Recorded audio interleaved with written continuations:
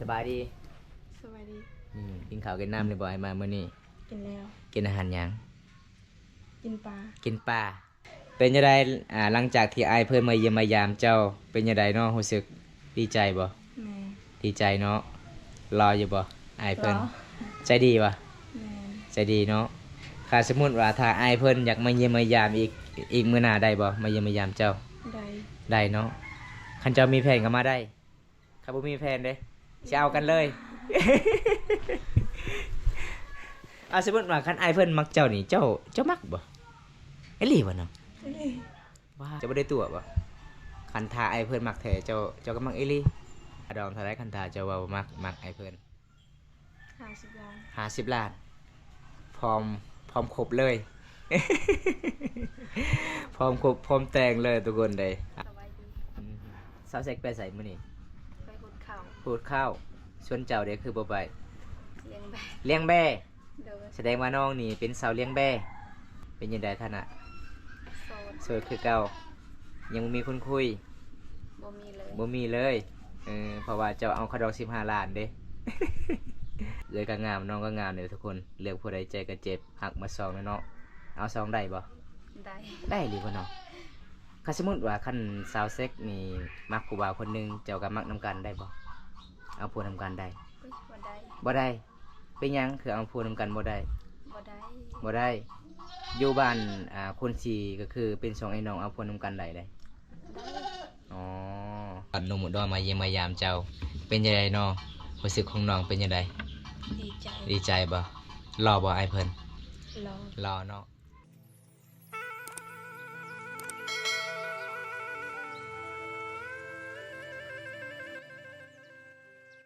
สบายดีโซลิดสาวเซ็กไปใส่มื้อนี้ไปขุดข้าวพูดข้าวชวนเจ้าเด้คือบ่ไปเลี้ยงแบะเลี้ยงแบ่เดินแสดงว่าน้องนี่เป็นสาวเลี้ยงแบ่อ๋ออายุจักปีเลยไอ้มามื้อนี้15 ปีคือเก่าเป็นยังไงท่านน่ะโสดคือเก่ายังบ่มีคนคุยบ่มีเลยเพราะว่าเจ้าเอาขะดอก15 ล้านเด้ เอาทุกคนมาเยี่ยมมายามมื้อนี้อยู่เฮือนอยู่ศาลสาวแลดคนงามมามื้อนี้บ่ได้พอสาวแสกเอื้อยของน้องทุกคนเลยเอื้อยก็งามน้องก็งามเด้อทุกคนเลือกผู้ใดใจก็เจ็บหักมาซองเนาะเอาซองได้บ่ได้หรือบ่เนาะถ้าสมมุติว่าคันสาวเซ็กนี่มักผู้บ่าวคนนึงเจ้าก็มักนำกันได้บ่เอาผู้นำกันได้บ่ได้เป็นหยังคือเอาผู้นำกันบ่ได้อยู่บ้านคนสี่ก็คือเป็น2ไอ้น้องเอาผู้นำกันได้เลยอ๋อมามื้อนี้ก็งามเลยเนาะเจ้าแต่งตัวเนาะเพราะว่าเจ้าสิไปเลี้ยงแบ่ สาวกุ๊กอยู่เฮือนบ่มื้อนี้อยู่เฮือนอ๋อส่วนหลายชาวโสดเขตชนบทบ้านเฮาก็ช่วงนี้ก็ออกให้ออกชวนเนาะวิถีชีวิตชาวลาวทุกคนเลยทำไรทำชวนพี่น้องบ้านนอกบ้านนาไปเช้าได้จะไปใช้มื้อนี้ไปเลี้ยงแบ่โอ้ไปเลี้ยงแบ่แต่งตัวงามปานนี้ไปเลี้ยงแบ่อยู่ไสใช้หน้าเจ้าไกลบ่ได้ไกลปานใดไปกับไผไปกับน้องไอ้ไปนำได้บ่ได้ แบ่เจ้าจักโต10 โตเดี๋ยวไว้ที่บ่เจ้าเอาผัว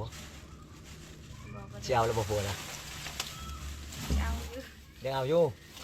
นี่แหละบ่ผู้บ่าวเด้นี่ยังบ่มียังโสดอยู่เปิดใจ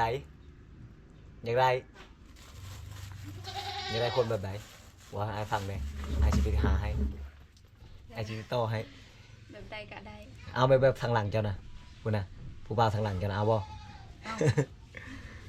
เราเท่าหลายๆเอาบ่เบิ่งเราเท่าเลยได้เอาบ่เท่าชำนาญเอาบ่เอาเนาะบ่ติบ่คือบ่ติ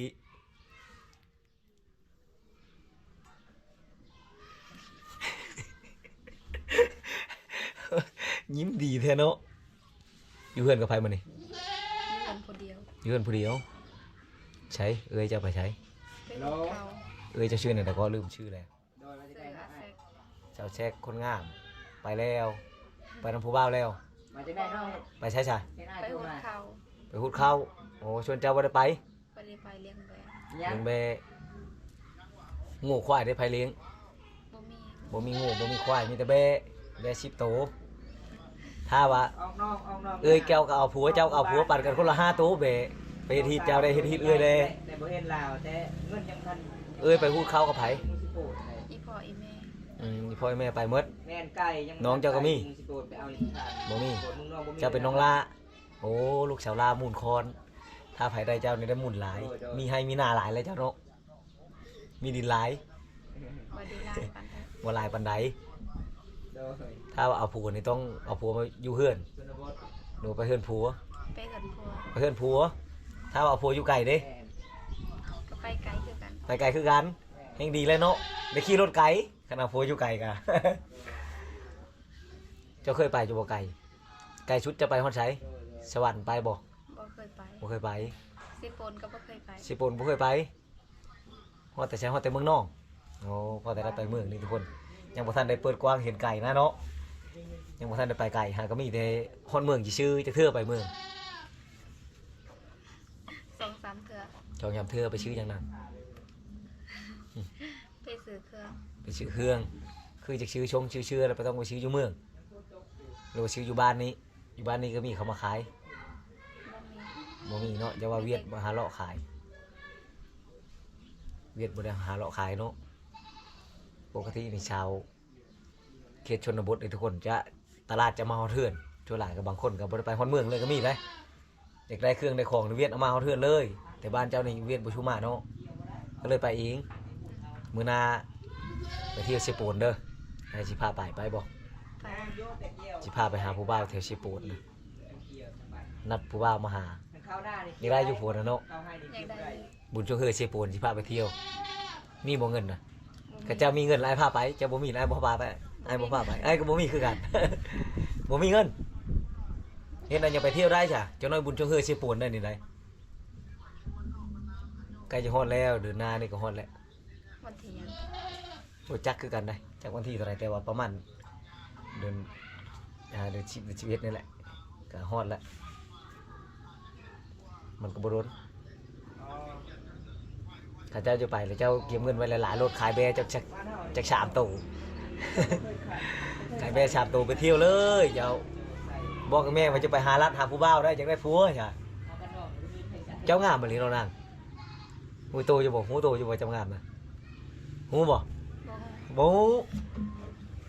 ยังแว่นก็เห็นแหละตัวเองงาม อ๋อ ก็ขึ้นเจ้านอนอยู่ไส นอนอยู่กันเอง นอนอยู่คืนนี้นอนกับเอ้ยมีผู้บ่าวมาลบอยู่บ่มื้อแลงนะ บ่มี บ่มี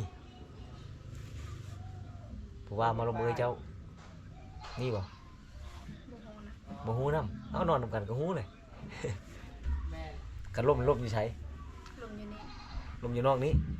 ขึ้นมาเข้าไปในเฮือนเลย บ่ได้ บ่ได้บ่มีห้องเฮือนจะบ่มีห้องบ่ได้คันเป็นห้องบ่ ห้องอยู่แต่มันน้อย ห้องนอนน้อยๆเฮือนน้องก็คือน้อยนะทุกคนเลยก็คันห้องน้อยๆพ่อกับแม่ก็นอนอยู่นี่ลมอยู่ในบ่ได้เนาะรบกวนพ่อกับแม่นอนเนาะต้องลมอยู่นอกหรือว่าลมอยู่เฮือนครัวพุ่น อยู่นี่ โอ้ยดอกไผ่แชมอยู่นี่กะขึ้นมามืดๆต้องหาลมบอนมืดเนาะลมผู้ชาวเนาะ ชวนหลายไปหลายบ้านชวนหลายลมผู้ชาวนี่จะเข้าห้องนอนเลยเขาบอกแต่ว่าห้องเจ้าเข้าบ่ได้มันน้อย ถ้าผู้ว่ามา4-5 คนนี่เต็มเลย ทั้งเครื่องทั้งของได้อยู่หันเนาะพาผู้ว่าเอามาลมอยู่นอกชื่อยังกินเขาชื่อยังให้กินต่อเขามานี่ชื่อขนมชื่อเหล้าบ่กินบ่เหล้ากะ เราก็คิด เหล้าก็กินกันกินมื้อแรงไงสิอยู่ลิ้นจักตุกเจ้าสิกินนะผู้ว่าทางหลังเจ้าน่ะมักบ่ทำนะ มักแต่เรา มีเมียแล้วมีอีกย่าแล้วเรื่องของเมียแล้วเมียเราบ่ฮู้ บ่ เนาะ ได้มีเมีย จัก ไอ้บ่มีเมียหล่อเด้เห็นบ่ เอาช่องก็ได้นะไอ้นายจะได้ช่องแต่บ่มีไผยังเอาไว้เลยย่าแล้วเอาผู้เดียวพอแล้ว บ้านน้องนี่เคยว่าเขาจะเอาเมียซอง เคย เคยหลายคน แต่เป็นหยังเจ้าคือบ่ยังเอามาลำไปกับเมียค่อยนะเป็นหยัง ยันเมียเจ้าหาย เดี๋ยวเมียค่อยให้ เรื่องของเมียแล้วนะ เมียค่อยพร้อมเลยอยากให้เอาซองก็คือเจ้าละเอาได้บ่ ได้ ได้ อยู่นำกันได้บ่ได้เทือนให้บ่ได้เทือนต่างได้อยู่ได้บ่สิบ่ผิดกันบ่ถ้าเจ้าสองคนสิบ่ผิดกันบ่ ชนหลายน่ะเอาอยู่เขตชนบทน่ะเห็นเขาเอาช่องเขาก็เอาอยู่นำกันเขาก็บ่ผิดกันเนาะบ้านเจ้าก็มีบ่ มี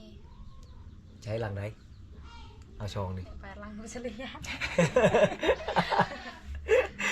จักว้าวยังเข้ากับบ่ฮู้จำบัดนี่ เอาบ่พวกเอาช่องมีเนาะเอาชามก็มีนี่บ่พวกเอาชามคนนะมีชามคนนะหมู จังมองน้องสิไปปล่อยแบนะ11 โมงจังมองอะไรตอนนี้ เจ้าก็มีหมูอยู่ 10 โมงเลย 10 โมง 10 โมงครึ่ง ยังบ่ครึ่งที่หมูกระทืบที่เจ้าหมูจะไหวพุ่นแหละ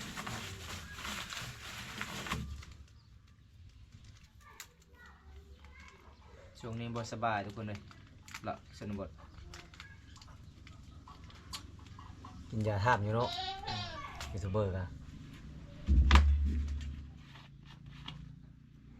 ขันไปเลี้ยงแบนนี่เจ้าไปปล่อยปลาไว้บ่หรือย่างนำหลังมันย่างนำหลังตลอดเลยจนมันอิ่มจังโมงเจ้าสิมา ประมาณ2 โมง โอ้2 โมง2 โมงก็คือ14 โมงนะทุกคนนะหลายชั่วโมงเนาะมันกินเนาะเจ้าถือข้าวไปเลย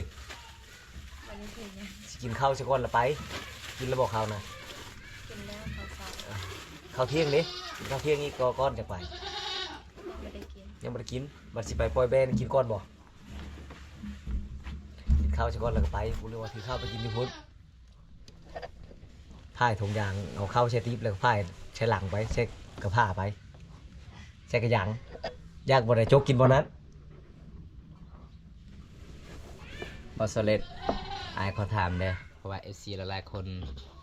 ตอนหนุ่มอุดรมาเยี่ยมมายามเจ้าเป็นยังไงเนาะรู้สึกของน้องเป็นยังไง ดีใจ ดีใจบ่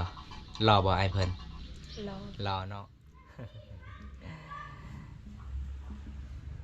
มาวันนี้น้องบ่ได้กินข้าวเลยบ่ กิน กินอาหารหยังมื้อนี้ กินแจ่ว กินแจ่วบ่มีอาหารอาบังเด้บ่มี บ่มี อาบังหมดแล้วอาบังเจ้า โอ้เจ้านี่มีบ่าวไทยมาหาแล้วเนาะ ใส่บ่เฮ็ด เอาผู้บ่าวไทยและหนุ่มอุดรน่ะมาหาเธอนึงแล้วบ่มาหาเจ้า บ่ เอาตอนนั้นเด้ตอนเจ้าไปซอยปลูกมันเด้มื้อนั้นเด้อยู่เฮือนลาวเด้อยู่เฮือนเจ้าเด้เราไปนะ อยู่บ้านเขา เจ้าเห็นบ่ หนุ่มไทยแล้วน่ะคนไทยแล้ว ค น่ะ นไทยนั่นแหละลาวบ่เจ้าเห็นนะ รอ ลาว คันให้เอาได้บ่ชำนั้น ได้ เอาได้ เนาะ บ่ติชำนั้นกันเนาะค่ารองเท่าไหร่ถามเพื่อหลายคนมัก 15 ล้าน 15 ล้าน คือเอาน้อยแท้ คันเอาหลายยามบ่มีผัวแล้ว ยืมได้เงินนะบ่บุญตาสิแต่งเอาเลยนี่ ให้เลยเดี๋ยวนี้ได้นี่คัน15 ล้านเลยทีนี้อีกบ่15 ล้านนะทีนี้ก็ได้ กินนี้ก็ได้ ทีนี้ก็ได้โอ้น้อยเลยยังทีนี้อีกพ่อแม่จะบ่ให้บ่จะเอาค่ารองชำนั้นเขาสิบ่อยากได้หลายกว่าหันบ่หรือว่าตามลูก ตามดู ลูกจะได้ชำไหนก็ชุดแล้วแต่ลูก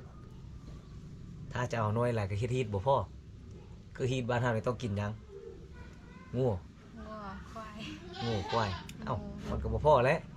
ทั้งหมูได้หรือว่าเอาแต่งูแล้วควายบ่มีหมูบ่มีมีแต่งูตัวหนึงแล้วบ่ บ่ได้แล้ว บ่แล้วยังมีหยังอีก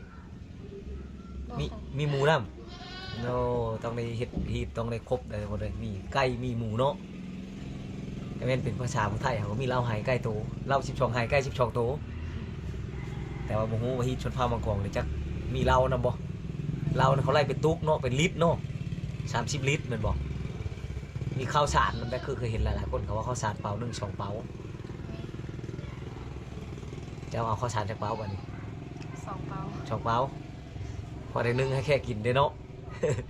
ยันเท่าแก่มากแขกมากแล้วบ่มีข้าวกินว่ะยันดอกจังแลดบ่มีข้าวกินค่าดอกตั้ง15 ล้านเขาสิติดหนี้อีกติดหนี้ได้จักล้าน จ่าย5 ล้านติด10 ล้านก็ได้ได้บ่ ได้ ได้เนาะโอ้ยทั้งงามทั้งใจดีเลยทุกคน เอาทุกคนคันผู้ใดมักชวนใจเด้อติดต่อเด้ออันนี้คือชาวงามเขตชนบทบ้านผู้นงมีเมืองหนองแขวงสะหวรรณเขตสาวเลี้ยงแบเจ้าหน้าที่สิไปเลี้ยงแบนำตัวใดใหญ่ๆเฮาพากันนัดกันขายแล้วก็ไปเที่ยวบุญช่วงเฮือเจ้าหน่อยเดินชิมาอันนี้ก็ฮอด หาลัดหนาผู้บ่าวเมืองนอกบางเทื่อผู้บ่าวไทยก็มาอีกคนไทยเขามาเที่ยวงานนักท่องเที่ยวเขามาบางเทื่อเขาเห็นเขามักเขาบ่มักก็ไอ้เอาบ่มีผู้มักก็เลยก็ไอ้เอาเองนั่นไก่เจ้ามันฮ้องอย่างนั้นนะไก่เจ้าบ่ตากแล้ว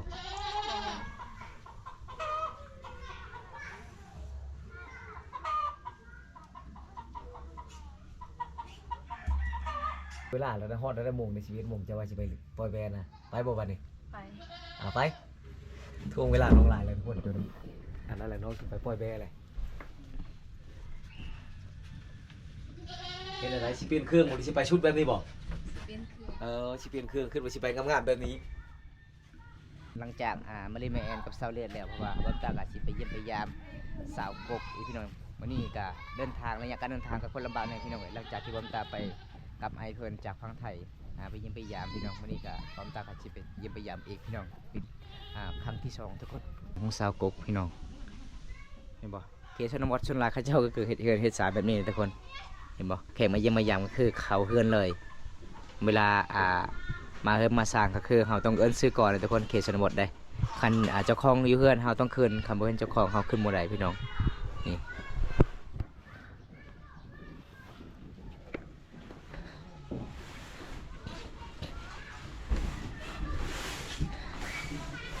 โอ้งามเนาะมามื้อนี้เนาะจะเฮ็ดหยังน่ะนึ่งข้าวบ่ ไหนวะ ฮะ อาคีอับอาคี อีหยังจะต้มหยัง กระดัก ต้มกระเด้อต้มมึงอึอ๋อโอ้ยงามหลายทุกคนมามื้อนี้ได้น่าคือสิมีแฟนแล้วเนาะแต่งตัวงามงาม ยังบ่มีคือเก่าโอ้พี่น้องเอ้ยเป็นว่ายังบ่มีใกล้สิฮอดหน้าหนาวได้ยังบ่มีคู่อีก อันนี้น้ำสางเนาะนี่เนาะมันเป็นน้ำสะอาดเลยทุกคนเป็นน้ำสางเด้ น้ำสางที่เขาจะเอาไปตักไปโรงพยาบาลนี่บ่มีน้ำเอาน้องเล่นน้ำเองกับน้องก่อนสบายดี สวัสดี กินข้าวกินน้ำเลยบ่อยมามื้อนี้ กินแล้ว กินอาหารหยัง กินปลา กินปลากระป๋องมื้อนั้นบ่เบิดแล้ว หมดแล้ว ปลาหมึกแห้งเด้เบิดแล้วอ๋อ เป็นยังไงแซ่บบ่ปลาหมึกแห้งแซ่บบ่ ใช่ แซ่บเป็นยังไงหลังจากที่อายเพิ่นมาเยี่ยมมายามเจ้าเป็นยังไงเนาะรู้สึกดีใจบ่ แม่ ดีใจเนาะรออยู่บ่อายเพิ่น รอ ใจดีบ่ แม่ ใจดีเนาะถ้าสมมุติว่าถ้าอายเพิ่นอยากมาเยี่ยมมายามอีกมื้อหน้าได้บ่มาเยี่ยมมายามเจ้า ได้ ได้เนาะคันเจ้ามีแผนก็มาได้ถ้าบ่มีแผนเด้สิเอากันเลย สมมุติว่าคันอายเพิ่นมักเจ้านี่เจ้ามักบ่เอหลีบ่เนาะ นี่ ว้ายพี่น้องเอ้ยบ่แม่นเจ้าสร้างคอนเทนต์บ่น้องบ่เจ้าบ่ได้ตัวบ่คันถ้าอายเพิ่นมักแท้เจ้าก็มักเอหลีคันถ้าอายเพิ่นมักนี่เจ้าอยู่ได้บ่ประเทศไทยหรือว่าให้อยู่นี่บ่ฮู้อยู่ไสก็ได้อ๋อพี่น้องเพิ่นว่ามักเด้อค่าดองเท่าไรคันถ้าเจ้าว่าบ่มักอายเพิ่น 50 ล้าน 50 ล้านพร้อมครบเลย พร้อมครบพร้อมแต่งเลยทุกคนเลยเอามื้อนั้นบอมตาพาไอเพิ่นมาเยี่ยมมายามสาวกกเพราะว่าสาวกกก็เป็นลุงคำผาคำพลอยทุกคนเลยเป็นน่าสงสารน้องลายไอ้ยายเพิ่นก็มาเยี่ยมมายามทั้งเฮือนทั้งศาลหลังจากนั้นก็ไอ้ยายเพิ่นมาอีกเนาะมาครั้งที่2อีกบ่ แม่ ช่องเถื่อเนาะมาหาเจ้าเนาะโอ้เป็นจังได๋ไอ้เพิ่นมาครั้งที่2ไอ้เพิ่นซื้อหยังให้เจ้ามากิน ซื้อไก่ ชื่อไก่อีกโอ้ตอนนั้นไอเพิ่นก่อนสิกลับก็คือไอเพิ่นซื้อกุ้งเนาะใจดีเนาะไอเพิ่นเนาะ แม่ ทางใจดีทั้งหล่อทุกคนเลยคันถ้าเป็นไปได้แท้จะเป็นแฟนกับไอเพิ่นนี่โอ้สุดยอดเลย เจ้าขับรถใหญ่เป็นบ่เป็น รถจักรได้เป็นเนาะเอาพี่น้องเอ้ยครูนี่สมหวังหรือบ่ สาวกบก็ว่ามักหลายเด้อขะดอง50 ล้าน ตอนนี้น้องก็เคยเสร็จลิงกับอายอยู่บ่เคยอยู่ แม่ อ๋อ เจ้าเขียนเป็นบ่ภาษาไทยฮะ บ่เคยเป็น มีแต่เขียนภาษาลาวอ๋ออายเพิ่นก็เก่งภาษาลาวเนาะเว้าคือคนลาวเลยเคยเห็นสาวกบตอนนั้นก็เคินหลายเห็นอายตอนแรกๆ เป็นจังได๋สบู่ที่อายเพิ่นซื้อมาหมดเลยบ่ ยัง ยังหลายเนาะไอเพิ่นก็ซื้อหลากหลายเลย มีสบู่มีหลายแนวทุกคนเลย